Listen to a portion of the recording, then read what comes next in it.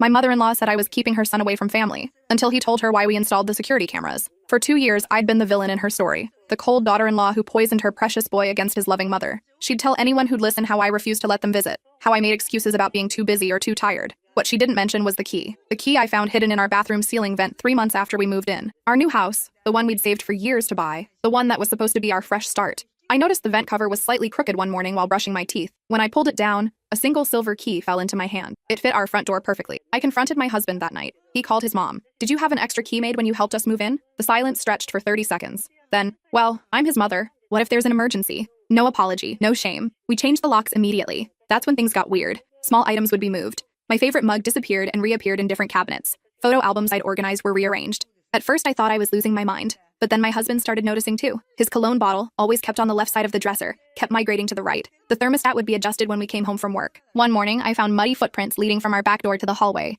We'd been at his brother's house the entire previous evening. My husband called a locksmith to check every entry point. The locksmith found scratches around our bedroom window lock. Fresh ones. "Someone's been trying to jimmy this open," he said, pointing. Probably succeeded too. We installed cameras that week. 6 of them. Living room, kitchen, both entrances, hallway, and one facing the backyard. My mother-in-law called it paranoid. "Who do you think is breaking in? This is a safe neighborhood. You're being ridiculous." But we kept them running. For 2 weeks, nothing. Then one Tuesday afternoon while we were both at work, movement triggered the living room camera. The footage showed my mother-in-law letting herself in through the back door. She had another key. She walked through our house like she owned it, opening drawers, checking our mail, even going through my jewelry box. She spent 40 minutes there, touching everything, rearranging, invading. We watched her stand in our bedroom, running her hands over our bedspread, opening my husband's nightstand. That was disturbing enough. But what happened 3 days later made my blood run cold. The camera caught her bringing someone else. A woman I'd never seen before, younger, maybe late 20s. They walked through our entire house together. The stranger took photos of everything, our furniture, our wedding pictures, the layout of each room. My mother-in-law opened our closets, showing her my clothes, my husband's belongings, pointing, explaining something we couldn't hear. Then the stranger tried on my wedding dress. My mother-in-law had pulled it from the closet,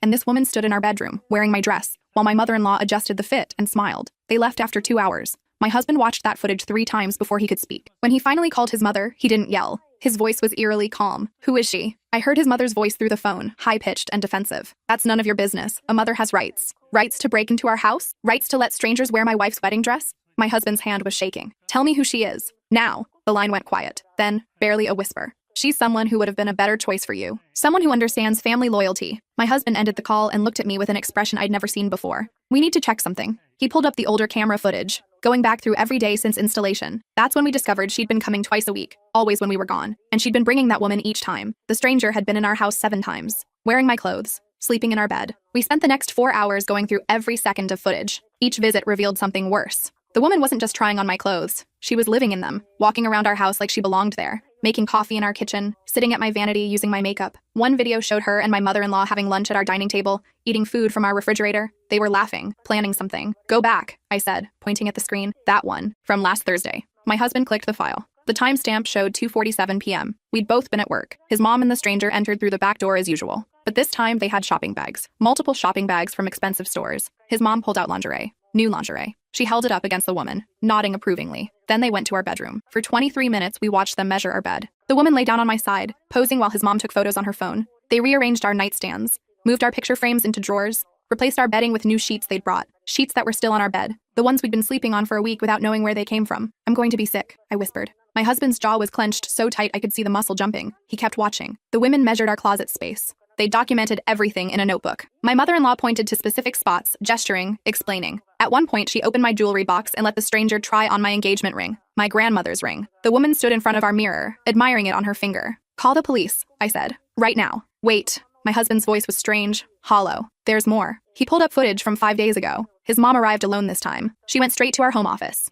We watched her rifle through our filing cabinet, pulling out documents, our mortgage papers, bank statements, my husband's work contracts. She photographed every page with her phone. Then she moved to the computer and tried logging in. Failed. Tried again. Failed. She pulled out a flash drive and inserted it into the USB port. She tried to hack our computer. My husband said flatly. My own mother tried to steal our financial information. The video continued. After 15 minutes, she gave up on the computer. Instead, she went through every drawer in the office. She found our passports and photographed those too. She opened our safe. We hadn't even realized she knew the combination. How did she know it? My husband's birthday. God, we were stupid. She removed my grandmother's pearl necklace worth over $15,000 and dropped it in her purse. "That's theft," I said. That's actual theft. We can prosecute her. Keep watching. His mom went to the kitchen and made herself tea. She sat at our table for almost an hour, just looking around, smiling, like she was savoring something. Then she took out her phone and made a call. We couldn't hear the conversation, but we could see her lips moving. She was animated, happy. She kept gesturing to our house, our things. After the call ended, she walked through every room one more time, touching things. Our furniture, our walls, the door frames, like she was blessing them, or claiming them. Before leaving, she stopped in front of our wedding photo in the hallway, the big one,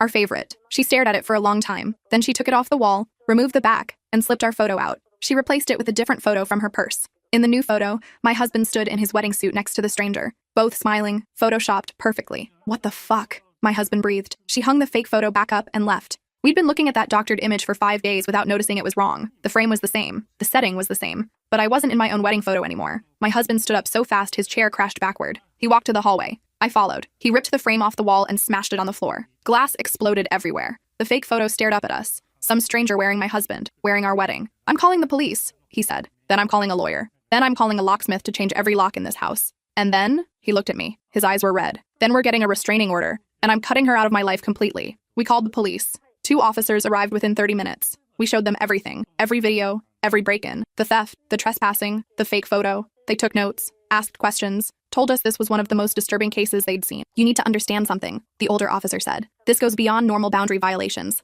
This shows premeditation, planning, and what we call delusional replacement fantasy. Your mother is trying to erase your wife and replace her with this other woman. Can you arrest her?" my husband asked. "Absolutely. Breaking and entering, theft, criminal trespass. We have everything we need. But I'd recommend you also file for a protective order immediately. This behavior could escalate." Escalate to what? The officer exchanged a look with his partner. "In cases like this, where someone is trying to replace a family member with another person, the threat can become directed at the person being replaced. Your wife needs protection." A chill ran down my spine. My husband's hand found mine and squeezed hard. The officers took copies of the footage and filed an official report. They said they'd go to my mother-in-law's house that evening to make the arrest. They recommended we stay somewhere else for the night, just in case. We packed bags and went to a hotel. We sat on the hotel bed, numb. My husband kept staring at his phone, then putting it down, then picking it up again. "You want to call her?" I said. "Not a question. I want to understand why," he said. "I want to hear her explain what possible justification there could be for this." "Don't. Let the police handle it. She's my mother. She stole from us. She violated our home. She tried on my wedding dress with another woman. She photoshopped you into a fake wedding photo. She doesn't get to be your mother anymore." He flinched,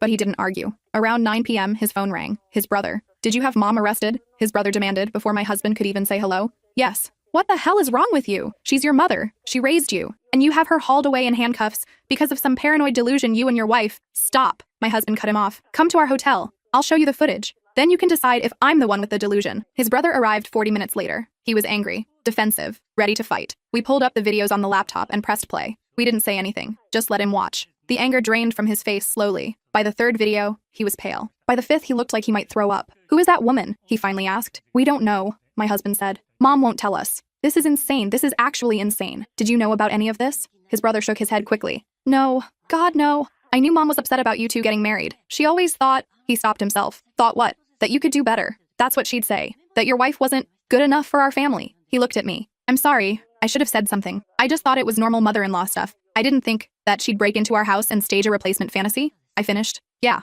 that." We spent another hour explaining everything to his brother. The key, the break-ins, the stolen jewelry, the financial documents. By the end, he looked devastated. "I have to tell you something," he said quietly. "About 6 months ago, Mom asked me for your work schedules. She said she wanted to surprise you with dinner. I gave them to her." The room went silent. "She's been using your schedules to know when we're gone," my husband said slowly. His brother nodded miserably. "I helped her. I didn't know, but I helped her do this." "It's not your fault," I said, though part of me was angry. "She manipulated you. I should have known something was wrong. She was too interested, too specific about the times." He rubbed his face. "What's going to happen now?" "She'll be charged," my husband said. "The DA will decide what specifically. Breaking and entering at minimum. Probably burglary because of the stolen jewelry. Criminal trespass. Maybe identity theft for the financial documents. She could go to prison. Yes, she's our mother. She's a criminal." His brother left around midnight. We tried to sleep but couldn't. Every sound in the hotel hallway made us jump. Every shadow looked like his mom. Around 3 a.m., my husband's phone buzzed. A text from an unknown number. "You'll regret this, both of you." We showed it to the police in the morning. They traced it to a prepaid phone purchased with cash.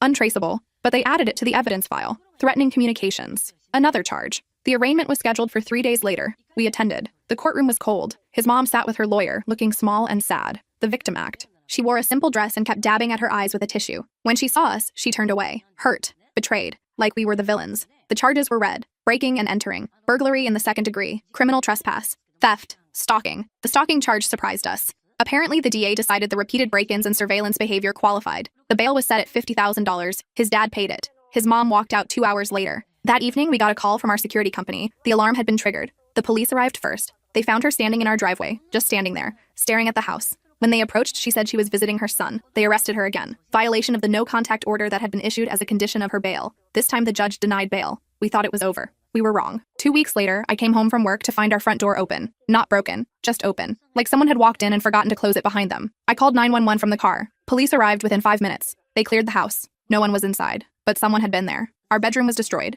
Every piece of clothing I owned had been cut to shreds. Systematically, precisely. Shirts, pants, dresses, all sliced into ribbons. My shoes had been stabbed with scissors. My makeup was smashed across the vanity. Every product opened and destroyed. In the middle of our bed, arranged carefully, was a wedding invitation. The invitation was for a wedding, my husband's name, and the stranger's name, the woman from the videos. Her name was Bridget. The date was 3 months away. How did they get in? I asked the police officer. The locks were changed. The alarm was armed. Back door, he said, showing me. Lock was picked. Professionally. Whoever did this knew what they were doing. They dusted for prints. Found nothing. Whoever it was had worn gloves. The only evidence was the destroyed clothing and the wedding invitation. The invitation had been printed at a professional shop. The police tracked it down. The shop owner remembered the order. Said a young woman had come in, paid cash, picked up the invitations 2 days ago. The description matched Bridget. So now we had a name, Bridget Chen. The police ran her background. 27 years old, worked as a dental hygienist, no criminal record, lived 30 minutes away, had been my mother-in-law's dental hygienist for 3 years. That's how they met. That's how this started. 3 years of appointments. 3 years of my mother-in-law sitting in that chair, talking about her disappointment in her son's choice of wife. 3 years of planting seeds.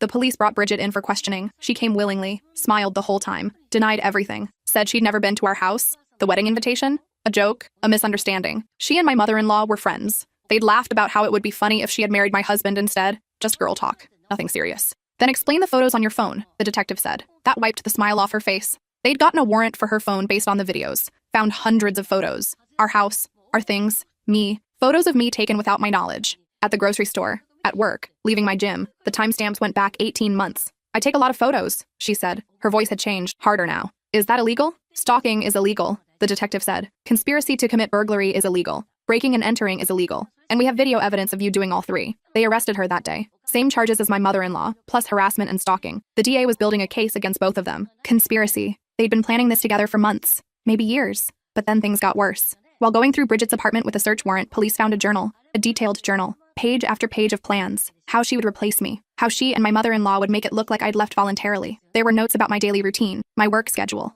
the route I drove, where I parked, places I was vulnerable, and on the last page, a date, tomorrow's date, with a location, the parking garage where I worked. You need protection, the detective told me. This has escalated beyond stalking. We believe there was a plan to harm you. They assigned a patrol car to follow me, protective surveillance. I took a week off work. We installed more cameras, better locks, a security system that would alert us if a fly breathed wrong, but it didn't feel like enough. Every shadow felt dangerous. Every car that followed too long made my heart race. I couldn't sleep, could barely eat. My hands shook constantly. My husband tried to hold it together, but I'd catch him at night, staring at nothing, his face blank. He'd lost his mother, not to death, but to something worse. To the realization that the woman who raised him was capable of planning to hurt someone, planning to hurt me. His dad called finally, 2 months into this nightmare. I need you to understand something, his dad said. Your mother is sick, mentally sick. This isn't who she is. This is exactly who she is, my husband said. This is who she's always been. I just didn't want to see it. She loved you too much. That's all. She couldn't let go. She tried to have my wife hurt, possibly killed. That's not love. That's psychotic obsession. I'm not asking you to forgive her. I'm asking you to understand her. I understand perfectly. She's a criminal, and so is her friend. His dad hung up. We haven't heard from him since. The trial took 6 months to start, the longest 6 months of my life. We moved twice, changed phone numbers. I quit my job and found work remotely. We couldn't risk being predictable, being findable. During all of this, we discovered more, so much more. My mother-in-law had been collecting information about me since we started dating. 8 years of surveillance. She had hired a private investigator to follow me before we got engaged. She had copies of my college transcripts, my medical records. She'd somehow gotten access to everything. The PI testified during the trial, said she'd paid him $30,000 over 2 years. Wanted to find something, anything, some secret she could use to break us up. She never found anything, so she created something instead. She created Bridget. Bridget testified too, told the whole story, how my mother-in-law had recruited her, offered her money, a lot of money, $200,000 to help rescue her son from his terrible marriage. Bridget thought it was a game at first, harmless fantasy, but the money was real, the plans became real. And by the time she realized how far it had gone, she was in too deep. She told me the wife was abusive, Bridget said on the stand, that she was keeping her son prisoner, that she was stealing money. She showed me fake bank statements, fake emails. I thought I was helping. Then I realized she'd faked everything, but I'd already broken into their house, I'd already done things I couldn't take back. Why didn't you stop? The prosecutor asked. Because she said she'd tell everyone I'd raped her son. Said she'd make up a story about me drugging him. She had photos. She'd photoshopped photos of me with him in compromising positions. If I stopped helping her, she'd destroy me. So Bridget was a victim too. Sort of. The jury didn't see it that way. Neither did I. She'd still broken into my house, still wore my clothes, still took photos of me without permission, still helped plan whatever was supposed to happen in that parking garage. The trial lasted 3 weeks. The evidence was overwhelming. Videos, photos, the journal, financial records showing the money my mother-in-law had paid Bridget, the fake documents, the stolen jewelry which they found in my mother-in-law's safe deposit box, the photoshopped wedding photo, everything. My mother-in-law's lawyer tried to argue diminished capacity, mental illness, but the prosecution showed how calculated it all was, how long she'd planned, how carefully she'd covered her tracks. This wasn't delusion. This was deliberate. The jury took 4 hours to reach a verdict, guilty on all charges, both of them. Sentencing came 2 weeks later. My mother-in-law got 12 years. Bridget got 7. The judge called it one of the most disturbing cases he'd seen in 30 years. Said the level of manipulation and planning showed a dangerous disregard for others' rights and safety. We sat in the courtroom as they were led away. My mother-in-law looked at my husband one last time. Not at me, just him. She mouthed something. We couldn't hear what. His hand found mine under the table and held on tight. Outside the courthouse, reporters were waiting. We'd become a story. Crazy mother-in-law, they called it. Fatal attraction between family members. The headlines were sensational, disgusting, but we didn't comment. Just walked to our car and drove away. We moved again after the trial, 4th time in 8 months. This time out of state. New jobs, new house, new life. We told no one where we were going. His brother knew we were leaving, but not where to. His dad didn't get even that much information. It took another year before I could sleep through the night. Before I could walk to my car without checking over my shoulder every few seconds. Before I could see a woman with blonde hair like Bridget's without my heart racing. The therapy helped, both individual and couples. We processed trauma, betrayal, the complete destruction of trust. My husband struggled the most. He'd lost his entire family, his mom in prison, his dad choosing her side, his brother supportive but distant, trying to maintain relationship with both parents and us, family gatherings we'd never attend again, cousins who believed we'd been too harsh, too unforgiving, who thought we should have handled it privately. They don't understand, he'd say. They weren't there. They didn't see.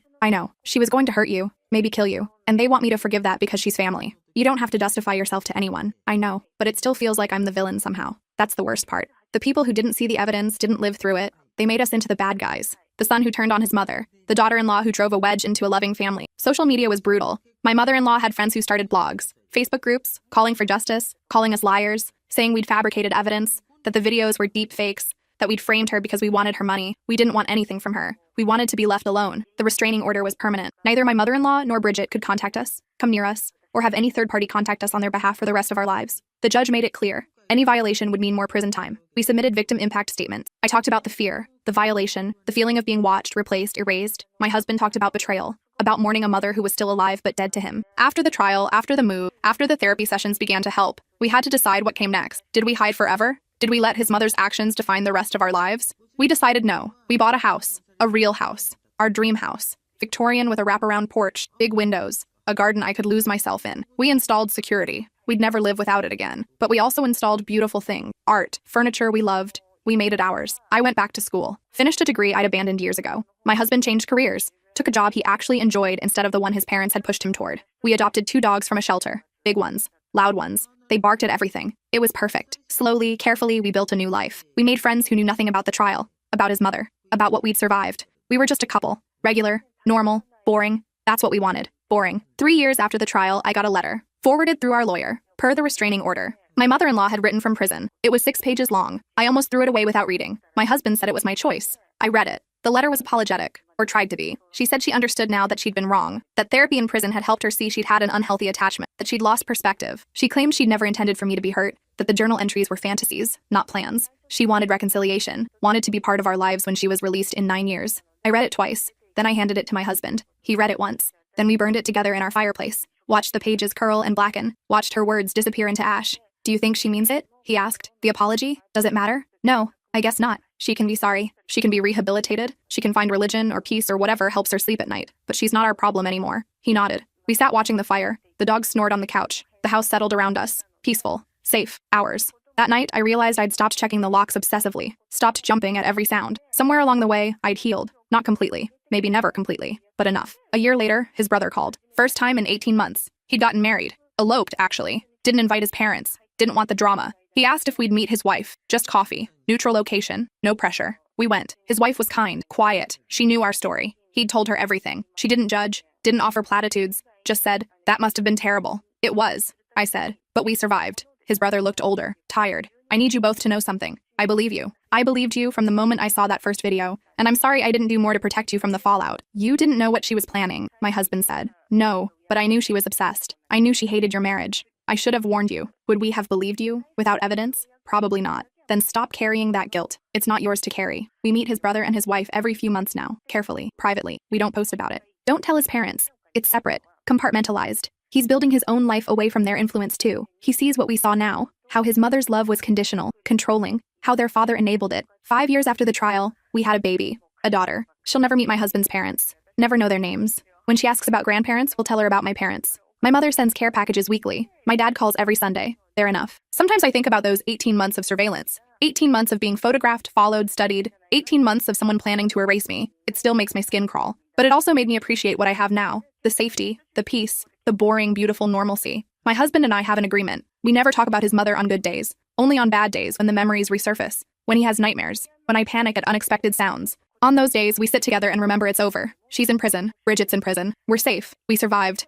And we're building something she never could have, a healthy family. One based on respect and boundaries and actual love, not possession. Our daughter will grow up knowing she's valued, not owned. That her choices matter. That her autonomy is sacred. That's our revenge in the end. Not the prison sentence. Not the restraining order. But this. Building a life so completely opposite to the toxic one he grew up in. Breaking the cycle. 6 years after the trial, we got word that my mother-in-law was up for parole. We submitted statements opposing it. Detailed the ongoing impact of her actions. The thousands spent on therapy. The career changes, the moves, the trauma that still surfaces, the permanent fear that lives in the back of our minds. The parole board denied her request. She'd have to serve at least 10 years before she could apply again. His father sent an email through our lawyer, called us cruel, vindictive, said we were punishing her forever for one mistake. One mistake. As if planning to replace your daughter-in-law is equivalent to forgetting someone's birthday. We didn't respond. Bridget got out after 5 years on good behavior. She moved across the country immediately, part of the restraining order terms. We got an alert when she was released. I didn't sleep for 3 nights. Kept seeing her face in our videos, wearing my dress, my clothes, living my life. But nothing happened. No contact, no sightings. She disappeared into whatever life she could build with a felony record. I hope it's difficult. I hope she thinks about what she did every single day. I hope she never forgets. Year 7, my husband's father died. Heart attack. Sudden. His brother called to tell us. Asked if we'd come to the funeral. My husband said no. I watched his face as he said it, waiting for regret or guilt. There was none. Just sadness for what might have been if his parents had been different people. He chose her, my husband said after hanging up. Every time, he knew what she was doing. Maybe not the extent, but he knew something was wrong. And he looked away. Do you want to go anyway? Say goodbye? I said goodbye years ago, when he called her actions loving his son too much. That was goodbye. We stayed home, held our daughter, made pancakes, went to the park, lived our normal, boring, beautiful life. His mother sent another letter from prison after his father died. This one shorter. Said she was alone now, her husband gone, her son gone. Asked if we could find it in our hearts to forgive her, to let her be a grandmother to her grandchild. I didn't even read it all. Neither did my husband. We filed it with our lawyer, documented it as another contact attempt, and moved on. Year 8. Our daughter started asking questions. She'd seen a friend's grandmother at school pickup, wanted to know about hers. We sat her down that night, kept it age appropriate, simple. Daddy's mommy made some bad choices, I explained. She hurt people. She's in timeout. Like when I hit Tommy and had to sit in the thinking chair? Similar. But for grown-ups, timeout is longer when you hurt people. Will she get out? My husband looked at me, then at our daughter. Yes, but she won't be part of our family. Some people lose the privilege of being in our lives. Even family? Especially family. Families should treat each other best. When they don't, they're just people who hurt us. She seemed to accept this. Asked if she could have ice cream. Just like that, the conversation was over. We'd protected her from the details, from the horror. She'd grow up knowing we had boundaries, that we enforced them. That family wasn't a free pass to abuse. Year 9, I stopped counting, stopped marking time by the trial, by the trauma, started marking it by the good things. Our daughter's first day of school, the promotion I earned, the garden I'd spent 3 years cultivating finally blooming exactly how I wanted, my husband coaching her soccer team, movie nights, beach vacations, ordinary joy. The anniversary of the verdict came and went without either of us mentioning it. That's when I knew we'd truly moved on. We'd integrated the trauma, learned from it, and refused to let it define us. Year 10, my mother-in-law completed her sentence. She was released on a Friday morning. We'd been notified in advance, had our security company on alert, reminded our daughter's school about the restraining order, took precautions. Nothing happened. She didn't come near us, didn't try to contact us, didn't show up anywhere. For 6 months, we waited, tense, watching, but she stayed away. We learned through his brother that she'd moved to another state, living with a cousin, working at a grocery store, quiet life, alone. He said she'd asked about us, about her grandchild. He told her nothing, maintained the boundaries we'd set. I was proud of him for that. Do you think she's changed? I asked my husband that night. I think she's older, weaker, broken by prison, but changed? I don't know. And I don't need to know. Me neither. We never heard from her again. No letters, no attempts at contact. Either she'd finally understood boundaries, or she'd given up. Either way, the silence was exactly what we needed. Our daughter is 12 now. She knows the basics, that her grandmother did bad things, that we had to protect ourselves. She's asked a few times if she could meet her. We've said no, gently, firmly, explained that some people aren't safe, even if they're family. She accepts this, trusts our judgment. She's happy, healthy, free from the toxicity that plagued my husband's childhood. She has boundaries, agency, a voice we listen to. She'll never know what it's like to be treated as property, as an extension of someone else's desires. That's the real victory. Sometimes, late at night, I think about those videos. My mother-in-law walking through our house, touching everything, claiming what wasn't hers, trying to erase me. I think about how close they came, how vulnerable we were, how if we hadn't installed those cameras, we might never have known. I think about the woman in my wedding dress,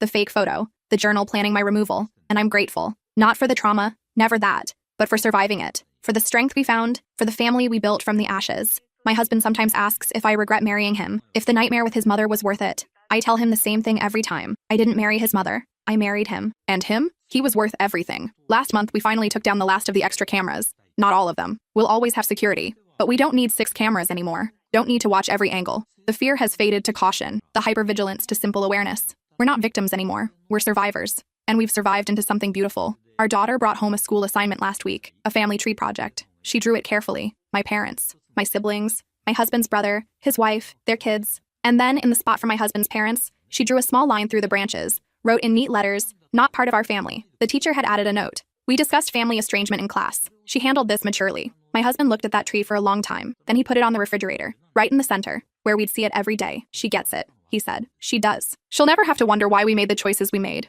No, she'll understand. Family isn't automatic. It's earned. That night, we made dinner together, all 3 of us. Our daughter told silly jokes. We laughed. The dogs begged for scraps. The house felt full, complete. And nowhere in that fullness was there room for people who'd tried to destroy us. I still think about that key sometimes. The one I found in the bathroom vent. How such a small thing revealed such a massive violation. How my mother-in-law thought she had the right to access our lives whenever she wanted. How she'd probably been planning this from the moment we got engaged. But I also think about the cameras. How they protected us. How the truth, when recorded, can't be argued away. How evidence matters. How we were able to prove what was happening because we trusted our instincts. Because we didn't gaslight ourselves when things felt wrong. That's what I'd tell anyone in a similar situation. Trust your gut. Document everything. Don't let anyone convince you that boundaries with family are cruel. They're necessary. They're survival. And if your family can't respect them, they've chosen not to be your family anymore. My mother-in-law made her choice. She chose obsession over her son's happiness, control over love, her fantasy over our reality. We didn't take her away from her son. She gave him away, threw him away. The moment she chose her delusion over his actual life, that's on her, not us.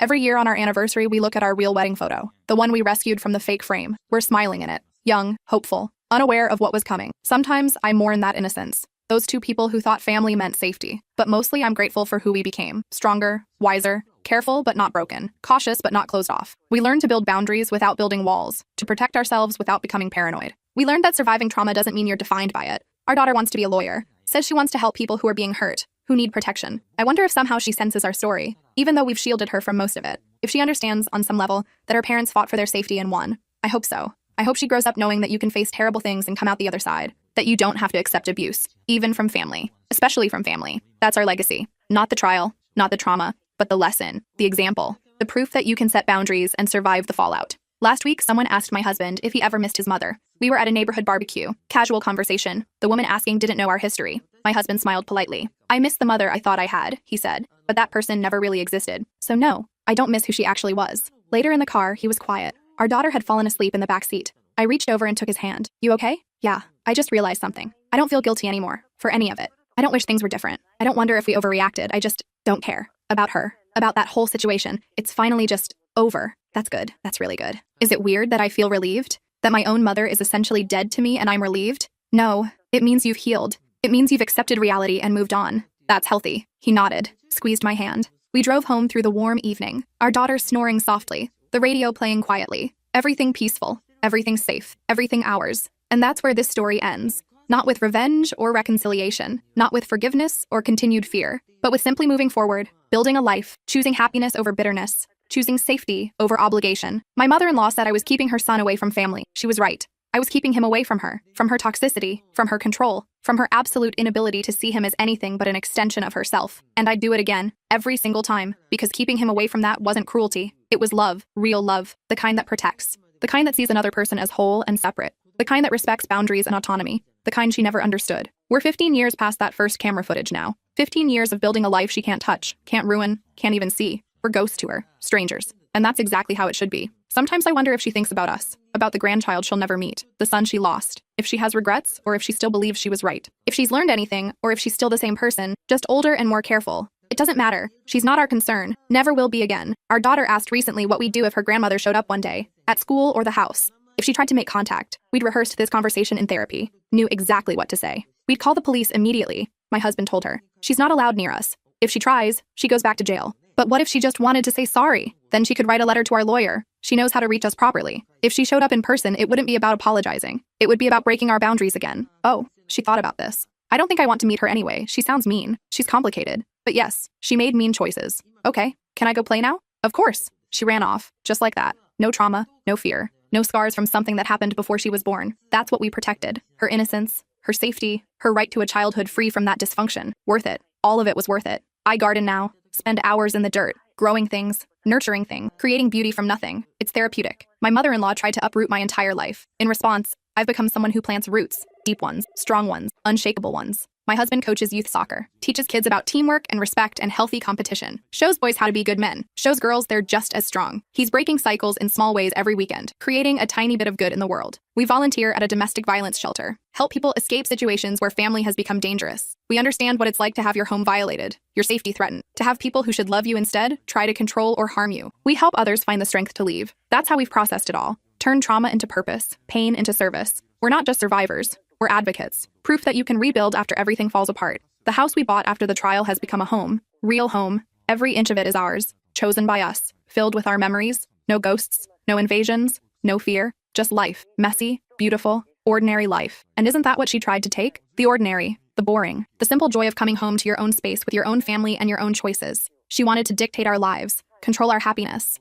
Make us extensions of her will. She failed. Completely. Utterly. Failed. We won. Not because she went to prison, not because she's alone, but because we built something she couldn't touch, something authentic and healthy and wholly ours, something that will outlast her, something our daughter will carry forward. That's the real ending. Not the trial verdict, not the restraining order, not even the permanent no contact. The real ending is this. We're happy, despite everything, despite her, despite the trauma and the fear and the violation. We're happy, and she can never take that away. That's my message to anyone dealing with toxic family, anyone being told they're overreacting, anyone being guilted for setting boundaries. Anyone being made to feel like they're the villain for protecting themselves. You're not the villain. You're the hero of your own story. And sometimes heroes have to slay dragons that wear familiar faces. Sometimes the monster is family, and that makes it harder. More painful, more complicated, but it doesn't make you wrong for fighting back. We fought back. We protected ourselves. We built boundaries that held, and we created a life worth protecting. That's not cruelty. That's survival. That's strength. That's love. Real love. The kind that sees. The kind that protects. The kind that respects. My mother-in-law never learned what real love looks like. Maybe she couldn't. Maybe something in her was broken beyond repair. Maybe she was a victim of her own toxic upbringing. I don't know. I don't care. Her trauma doesn't excuse her actions.